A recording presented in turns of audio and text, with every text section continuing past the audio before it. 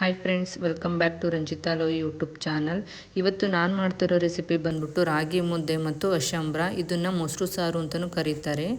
ಇಲ್ಲಿ ನಾನು ಮೊದಲಿಗೆ ಒಂದು ಮಿಕ್ಸಿ ಜಾರಿಗೆ ಬೆಳ್ಳುಳ್ಳಿನ ಹಾಕ್ಕೊಳ್ತಾ ಇದ್ದೀನಿ, ಒಂದನ್ನು ಸಿಪ್ಪೆ ಸುಲಿದು. ನಂತರ ಇದಕ್ಕೆ ಅರ್ಧ ಹಸಿ ಶುಂಠಿನ ಹೆಚ್ಚಿ ಹಾಕ್ಕೊಳ್ತಾ ಇದ್ದೀನಿ. ನೆಕ್ಸ್ಟು ನಾನು 4-5 ಹಸಿಮೆಣಸಿಕಾಯಿ ಹಾಕ್ಕೊಳ್ತಾ ಇದ್ದೀನಿ, ಖಾರಕ್ಕೆ ತಕ್ಕಷ್ಟು. ಹಾಗೆ ಅರ್ಧ ಈರುಳ್ಳಿನ ಹಾಕ್ಕೊಳ್ತಾ ಇದ್ದೀನಿ, ಒಂದು ಸ್ವಲ್ಪ ಕಾಯಿ ತುರಿನ ಹಾಕ್ಕೊಳ್ತಾ ಇದ್ದೀನಿ. ಹಾಗೆಯೇ ನೆಕ್ಸ್ಟು ಇದಕ್ಕೆ 2 ಟೇಬಲ್ ಸ್ಪೂನಷ್ಟು ಹುರಿಗಡಲೆನ ಹಾಕ್ಕೊಳ್ತಿದ್ದೀನಿ. ಇದಾದ ನಂತರ ನಾನು ಇದಕ್ಕೆ 1 ಟೇಬಲ್ ಸ್ಪೂನಷ್ಟು ಜೀರಿಗೆನ ಆ್ಯಡ್ ಮಾಡ್ಕೊಳ್ತಾ ಇದ್ದೀನಿ. ಆ್ಯಡ್ ಮಾಡ್ಕೊಂಡಾದ ನಂತರ ಇದಕ್ಕೆ 4 ಕಾಳುಮೆಣಸನ್ನ ಹಾಕ್ಕೊಳ್ತಾ ಇದ್ದೀನಿ. ಇದಾದ ನಂತರ ಸ್ವಲ್ಪ ಚಿಟಿಕೆ ಅರಿಶಿನ ಪುಡಿನ ಹಾಕ್ಕೊಳ್ತಾ ಇದ್ದೀನಿ. ನಂತರ ಸ್ವಲ್ಪ ನೀರು ಹಾಕ್ಕೊಳ್ತಾ ಇದ್ದೀನಿ. ಏನಕ್ಕಂದರೆ ನಾನು ಖಾರನ ಸ್ವಲ್ಪ ಮಾಡ್ಕೊಳ್ತಿದ್ದೀನಿ, ಹಂಗಾಗ್ಬಿಟ್ಟು ಸ್ವಲ್ಪ ನೀರು ಹಾಕ್ಕೊಳ್ತಾ ಇದ್ದೀನಿ. ನೀವೇನಾದರೂ ಖಾರ ಜಾಸ್ತಿ ಮಾಡ್ಕೊತೀರ ಅಂದರೆ ನೀರನ್ನ ಖಾರಕ್ಕೆ ತಕ್ಕಷ್ಟು ಹಾಕ್ಕೊಡಿ. ಈ ಥರ ಹಾಕ್ಕೊಂಡಾದ್ಮೇಲೆ ಮಿಕ್ಸಿಲಿ ಆಡಿಸ್ಕೊಳ್ಳಿ. ಖಾರ ಫುಲ್ ಸಣ್ಣಗೆ ನುಣ್ಣಗಾಗಿರಬೇಕು, ಆ ಥರ ಆಡಿಸ್ಕೊಳ್ಳಿ. ಇದಾದ ನಂತರ ನಾನಿಲ್ಲಿ ಸೋರೆಕಾಯಿನ ಮೀಡಿಯಮ್ ಸೈಜ್ನ ತೊಗೊಂಡಿದ್ದೀನಿ. ಇದನ್ನು ಮಧ್ಯಕ್ಕೆ ಕಟ್ ಮಾಡಿಬಿಟ್ಟು ನಂತರ ನಾನು ಇದನ್ನು ಚಿಕ್ಕದಾಗಿ ಕಟ್ ಮಾಡ್ಕೊಳ್ತಾ ಇದ್ದೀನಿ. ಕಟ್ ಮಾಡ್ಕೊಂಡಾದಮೇಲೆ ಇದರಲ್ಲಿ ಬೀಜ ಇರುತ್ತೆ, ಸೊ ಹಂಗಾಗ್ಬಿಟ್ಟು ನಾನಿಲ್ಲಿ ಸಿಪ್ಪೆನ ತೆಗಿತಿದ್ದೀನಲ್ಲ ಒಳಗಡೆದು, ಆ ಥರ ಅದನ್ನು ರಿಮೂವ್ ಮಾಡ್ಕೊಳ್ಬೇಕು. ನೀವೇನಾದ್ರು ತೆಗೆದೇ ಹಾಕ್ತೀವಿ ಅಂತೇಳಂತಂದರೆ ಆ ಬೀಜಗಳೆಲ್ಲ ಸಿಗುತ್ತೆ. ಹಂಗಾಗ್ಬಿಟ್ಟು ಇಲ್ಲಿ ಕಟ್ ಮಾಡ್ಕೊಂಡಿದ್ದೀನಲ್ಲ, ಈ ಸೈಜಿಗೆ ನೀವು ಕಟ್ ಮಾಡ್ಕೊಳ್ಳಿ.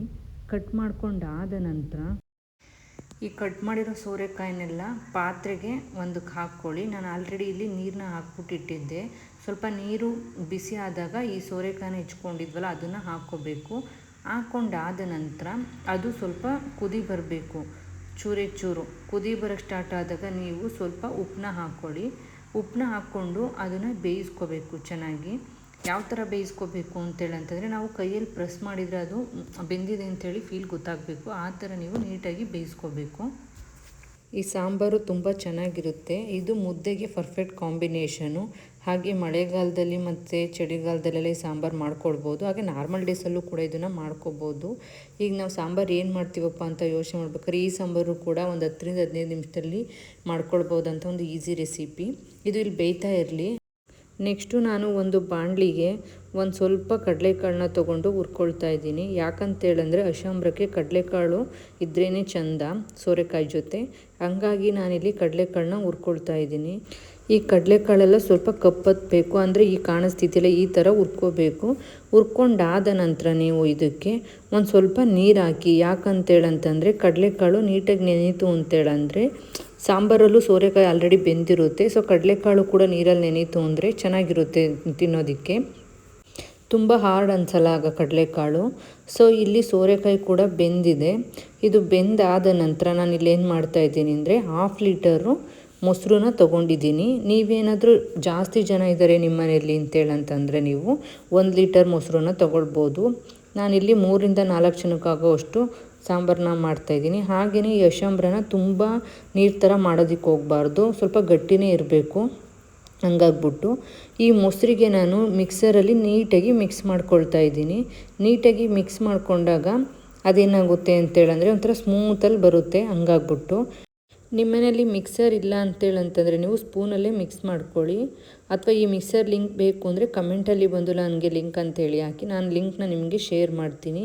ಮಿಕ್ಸರ್ ಇದ್ದರೆ ಏನು ಅಂದರೆ ತುಂಬ ಈಸಿಯಾಗಿ ಬೇಗ ಮಿಕ್ಸ್ ಮಾಡ್ಕೊಳ್ಬೋದು. ಇದಕ್ಕೆ 100 ಅಥವಾ 150 ರೂಪೀಸ್ ಅಷ್ಟೇ ಕೊಟ್ಟಿದ್ದು ನಾನು. ಇದಾದ ನಂತರ ಒಂದು ಪಾತ್ರೆಗೆ ಎಣ್ಣೆನ ಹಾಕ್ಕೊಂಡು ಆಮೇಲೆ ಸ್ವಲ್ಪ ಸಾಸಿವೆನ ಹಾಕ್ಕೊಳ್ತಾ ಇದ್ದೀನಿ ಒಗ್ಗರಣೆಗೆ. ನೆಕ್ಸ್ಟು ನಾನು ಇದಕ್ಕೆ ಸ್ವಲ್ಪ ಕರಿಬೇವನ್ನ ಹಾಕ್ಕೊಳ್ತಾ ಇದ್ದೀನಿ. ಕರಿಬೇವು ಚಟಪಟ ಅಂತ ಸಿಡ್ದಾದ ನಂತರ 2 ಒಣಮೆಣ್ಸಿಕಾಯಿನ ಹಾಕ್ಕೊಳ್ತಾ ಇದ್ದೀನಿ. ಒಣಮೆಣ್ಸಿಕಾಯಿ ಆದಮೇಲೆ ಒಂದು ಈರುಳ್ಳಿನ ಹೆಚ್ಕೊಂಡಿದ್ದೆ, ಅದನ್ನು ಹಾಕ್ಕೊಳ್ತಾ ಇದ್ದೀನಿ. ನೆಕ್ಸ್ಟು ನಾವು ಮೊಸರು ತೊಗೊಂಡಿದ್ವಲ್ಲ ಅದನ್ನು ಹಾಕ್ಕೊಳ್ತಾ ಇದ್ದೀನಿ. ನೋಡಿ, ಮಿಕ್ಸರಲ್ಲಿ ಮಿಕ್ಸ್ ಮಾಡಿರೋದ್ರಿಂದ ಮೊಸರು ತುಂಬ ಸ್ಮೂತಾಗಿ ಬಂದಿದೆ.